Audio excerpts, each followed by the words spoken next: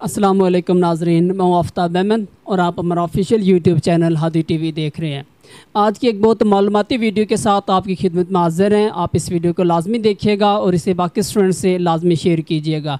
आज की वीडियो में हमने अपनी एक टीम मेंबर को जब इनवाइट किया है, जो कि अब स्टूडेंट्स को बीबीए के रिलेटेड जो भी क्वेश्चन हैं मेरे माइंड में है या आपके माइंड में हैं, वो हम क्वेश्चन उनसे डिस्कस करेंगे ताकि आपकी रहनुमाई हो सके।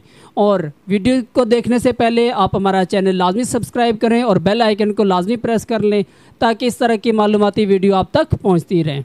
तो चलते हैं नाजरीन आज के इंटरव्यू की जानिब। अस्सलाम वालेकुम। वालेकुम अस्सलाम, thanks for having me sir. First question हमारा है कि जो बीबीए की डिग्री है वो कितने साल प्रोग्राम है और उसमें कितने सेमेस्टर होते हैं? बीबीए की जो डिग्री है वो बेसिकली 4 ईयर प्रोग्राम है। उसके अंदर जो आपके फर्स्ट 3 इयर्स हैं, it means that your 6 semester, इसमें आप जनरल स्टडी करते हैं, लेकिन उसके बाद के जो 2 सेमेस्टर्स हैं इसमें आप स्पेशलाइजेशन ऑप्ट करते हैं। तो इस तरह ये 4 ईयर प्रोग्राम है और टोटल इसके 8 सेमेस्टर्स हैं। आपने किस यूनिवर्सिटी से बीबीए किया हुआ? मैंने पफवा पाकिस्तान एयरफोर्स वुमेन एसोसिएशन से किया हुआ है, that is affiliated with air university Islamabad. कौन कौन से कॉलेजेस लाहौर में या यूनिवर्सिटी जो बीबीए करवा रहे हैं? I think now all the universities and college offering BBA programme, but यहाँ मैं आपको कुछ एग्जांपल्स दे देती हूँ ताकि आपको और मज़ीद आइडिया हो जाए कि कौन कौन से कॉलेजेस हैं और यूनिवर्सिटीज़ हैं जो ये प्रोग्राम ऑफ़र कर रही हैं, जिसमें कनेट कॉलेज है, लाहौर यूनिवर्सिटी है, गुलबर्ग कॉलेज है, इसके अलावा यूनिवर्सिटी ऑफ साउथ एशिया है, उसके अलावा लाहौर गैरिसन यूनिवर्सिटी है। ये बहुत सारी यूनिवर्सिटीज़ हैं जो कि अगर आप गूगल पे भी सर्च करेंगे तो आपको सारा आइडिया हो जाएगा कि कौन कौन सी यूनिवर्सिटीज़ आपको जो है वो बीबीए करवा रही हैं। नेक्स्ट के कौन से स्टूडेंट्स के लिए जो ये बीबीए ये बेहतर रहता है, आईकॉम के स्टूडेंट्स के लिए या एफएससी आईसीएस के स्टूडेंट्स के लिए? मेरे ख्याल और मेरे नज़दीक जो है वो तमाम स्टूडेंट्स जो है वो कर सकते हैं बीबीए ऑनर्स, लेकिन चूँकि बीबीए आप सब जानते हैं कि एक बिज़नेस स्टडी है और इसमें कॉमर्स से रिलेटेड जो है वो सब्जेक्ट ज़्यादा हैं। तो in my point of view I think कि जो आईकॉम और आईसीएस के स्टूडेंट्स हैं जिन्होंने स्टैट्स और अकाउंटिंग पढ़ी होती है, उनके लिए ये एज़ कम्पेयर टू एफएससी और as compare to pre engineering और मेडिकल स्टूडेंट्स उनके लिए ज़्यादा बेस्ट रहेगा। अगला क्वेश्चन है कि किसी स्टूडेंट ने एडमिशन लेना तो उसके लिए क्या क्राइटेरिया है डिफरेंट यूनिवर्सिटीज़ में? क्या एडमिशन के लिए कितने जो वो परसेंट मार्क्स चाहिए होते हैं, मेरिट क्या होता है?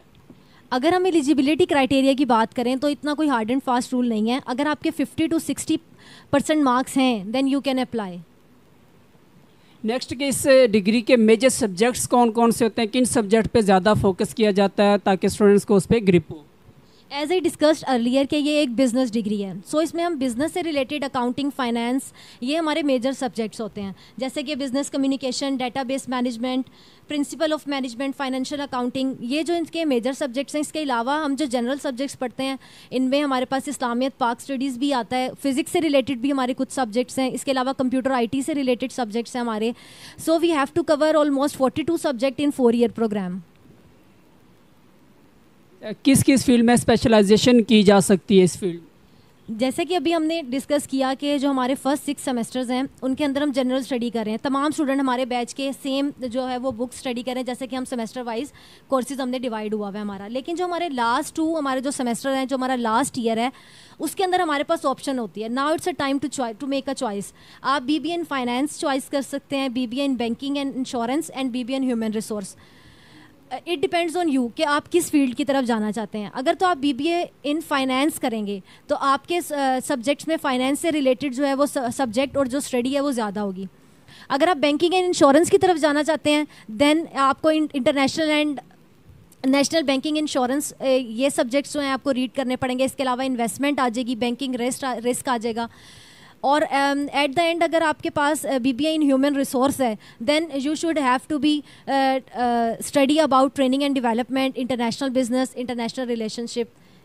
इस तरह से आपको जो है वो आपकी स्टडी को डिफरेंट एस्पेक्ट्स में और डिफरेंट कैटेगरीज में डिवाइड किया जाएगा। कि किन स्टूडेंट को आप मशवरा देते हैं कि वो इस फील्ड में एडमिशन लें, किन के लिए जब वो आप इस फील्ड को ज़्यादा आसान समझते हैं? ان مائی پوائنٹ آف ویو میرا خیال ہے کہ جو اسٹوڈنٹس بزنس سے ریلیٹڈ جن کا مائنڈ ہے, جو چاہتے ہیں کہ وہ اپنا بزنس کرنا چاہتے ہیں اور وہ بہت کریٹیو ہیں اور ہارڈ ورکنگ ہونے چاہیے, بے شک انٹیلیجنٹ نہ ہو, تو ان کو اس فیلڈ کی طرف ضرور جانا چاہیے, کیونکہ اس میں آپ اوور آل جو ہے وہ بزنس اور ایڈمنسٹریشن جو ہے وہ کورسز جو ہیں وہ اسٹڈی کریں گے. اس کے علاوہ جو اسٹوڈنٹس کامرس کی طرف جنہوں نے کامرس ریڈ کیا ہے اور ان کا کامرس پہ بڑی گرپ ہے, اکاؤنٹنگ پہ گرپ ہے, اسٹیٹس پہ گرپ ہے, دین they should have to opt this degree.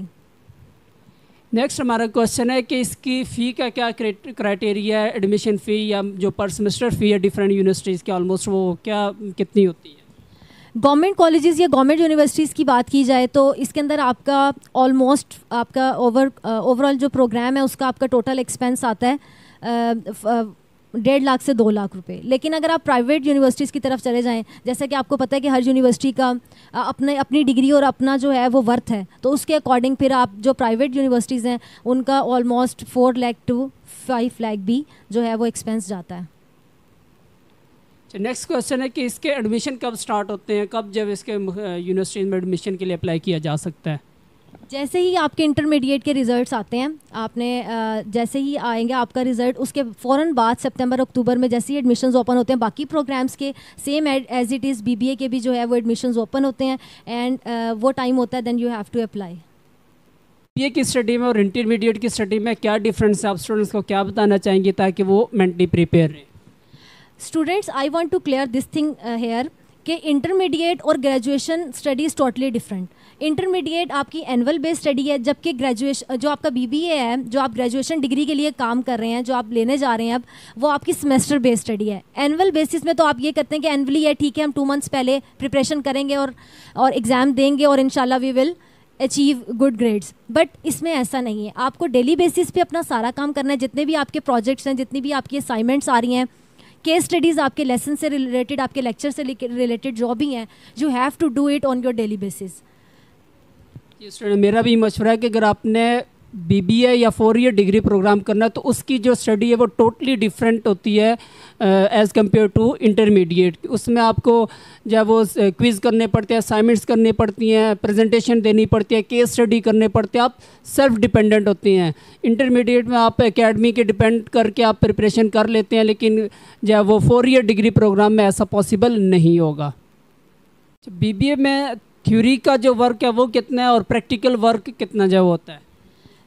یہ بات تو 100% کلیئر ہے کہ آپ لوگ پریکٹیکل کے بغیر آپ کے پاس کوئی بھی ڈگری ہے نا, اٹ ہیز نو ورتھ.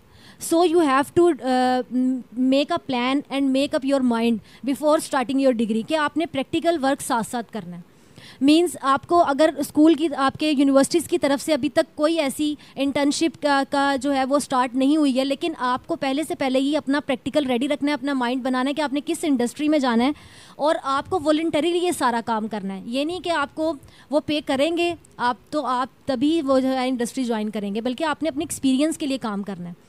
جتنا بھی آپ سے ہو سکے آپ نے کوشش کرنی ہے کہ آپ اپنے فرسٹ سیمسٹر میں سمر بریک آتا ہے, سیکنڈ سیمسٹر میں آپ کو آپ کے فرسٹ ایئر کے بعد آپ کو سمر بریک آتا ہے جیسے کہ, تو آپ نے اس کے اندر ہی آپ نے کوشش کرنی کہ آپ جوائن کریں اور آپ ساتھ ساتھ اپنے پریکٹیکلز جو ہے وہ کرتے جائیں تاکہ ڈگری کے ساتھ ساتھ آپ کے جو ہے وہ ایکسپیرینس لیول بھی انہینس ہوتا جائے.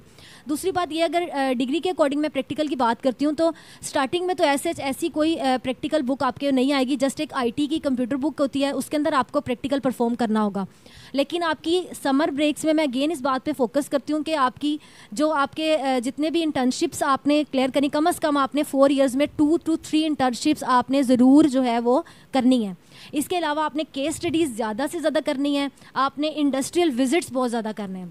اس سے یہ ہوگا کہ آپ کا پرسنل ایکسپیرینس بہت زیادہ انہینس کرے گا کہ کمپنیز کس طرح سے سیل اینڈ پرچیز کو ڈیل کر رہی ہیں, کس طرح سے وہ اپنا ایڈمنسٹریشن ڈپارٹمنٹ جو کہ آپ کی ڈگری کا بیسک مقصد ہے کہ آپ نے اس کو اچیو کرنا ہے. آپ نے یہ نہیں سوچا کہ میں تھیوریٹیکلی کام کر رہا ہوں اور اس کے بعد مجھے ڈگری مل جائے گی اور that's enough. Know, it's not enough. You have to take a proper experience in your degree.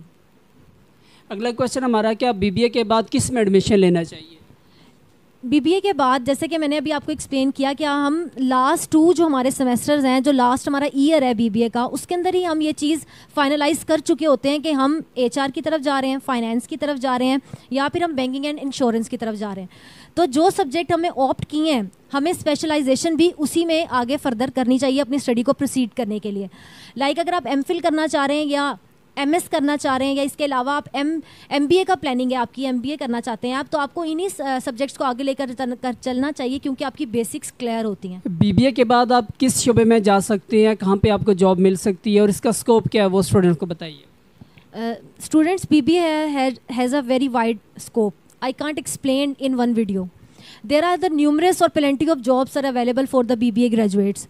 آپ دیکھتے ہیں کہ جیسے کہ آپ لوگوں کے پاس اگر ہم انڈسٹری کی بات کریں تو سیلز اینڈ پرچیز ڈپارٹمنٹ ہے ہمارے پاس. آپ چارٹرڈ اکاؤنٹنٹ کی فیلڈ کے لیے اپلائی کر سکتے ہیں. اس کے علاوہ آپ گورنمنٹ ڈپارٹمنٹ میں بھی جو ہے فائنینس ڈپارٹمنٹ وہاں پر اپلائی کر سکتے ہیں. اس کے علاوہ ہمارے جس اسٹوڈنٹس نے BBA in HR کیا ہے ان کے پاس بھی بہت اچھی سیٹس کی اپرچونیٹیز ہوتی ہیں انڈسٹریز میں. وہ 50,000 to 60,000 کی ایزیلی جاب جو ہے وہ اویل کر سکتے ہیں. ہمارا لاسٹ کوسچن ہے کہ اس فیلڈ میں کامیاب ہونے کے لیے کن کن اسکلز کا ہونا بہت ضروری ہے. دیکھیں BBA آپ کو ایک ایسا پلیٹ فارم پرووائڈ کرتا ہے جہاں آپ لیڈرشپ جو ہے وہ رول پرفارم کرتے ہیں. سو میرے نزدیک BBA میں آپ کے پاس جو کوالٹیز ہونی چاہیے، دیر از a number of qualities but I discuss only few one. The first is your decision making skill. Your decision making skill should be very powerful. Then your good written and communication skill, that is also very important for your business. Then team management, time management and computer IT skills. These are all the skills that you have to be keep in your mind while you are doing your BBA. آخر میں آپ students کو کوئی پیغام دینا چاہیں، کہ message record کروانا چاہیں ان کے لیے؟ جی بالکل، میں اپنے اسٹوڈنٹس کو یہ سجیسٹ کرنا چاہوں گی کہ دیر از نو program that is tough. It depends on your qualities, your capabilities and your effort that you have put during your program. So hard working is the basic skill. If you are hardworking, that you can achieve everything. Every impossible thing you can make is possible if you are hardworking. Thanks a lot. At last میں سر کو بھی شکریہ ادا کرنا چاہوں گی کہ انہوں نے مجھے موقع دیا کہ میں اپنے اسٹوڈنٹس کے ساتھ اس انفارمیشن کو شیئر کر سکوں. آپ کا بھی شکریہ کہ آپ نے جو وہ قیمتی ٹائم ہمیں دیا اور اسٹوڈنٹس کی رہنمائی کی. تو ناظرین اور اسٹوڈنٹ، یہ تھا آج کا انٹرویو. امید کرتے ہیں BBA سے ریلیٹڈ جو بھی کویشچن آپ کے مائنڈ میں ہوئے ہوں گے وہ ضرور دور ہوئے ہوں گے. آپ اس ویڈیو کو لازمی باقی اپنے کلاس فیلوز کے ساتھ، اسٹوڈنٹ کے ساتھ لازمی شیئر کیجیے گا تاکہ ان کی بھی رہنمائی ہو سکے. اور ہمارے چینل کو لازمی سبسکرائب کیجیے گا تاکہ اس طرح کی معلوماتی ویڈیوز آپ تک پہنچتی رہیں. شکریہ. اللہ حافظ.